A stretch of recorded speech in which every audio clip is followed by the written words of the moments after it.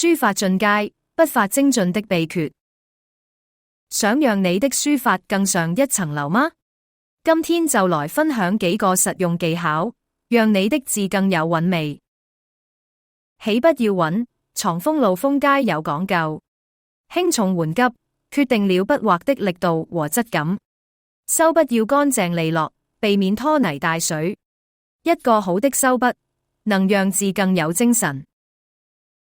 字形結構要端正，重心要穩，注意筆畫之間的穿插避讓，讓字形更加生動。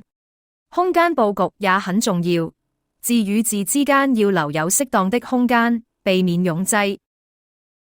墨色的濃淡乾濕能豐富書法的層次感，濃墨厚重，淡墨清雅，乾筆蒼勁，濕筆潤澤，巧妙運用墨色變化，能讓你的作品更具表現力。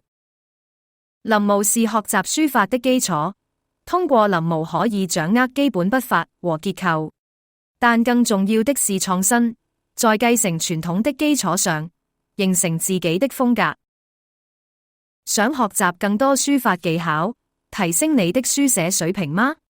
點擊關注，留言分享你遇到的書法難題，我們一起交流學習。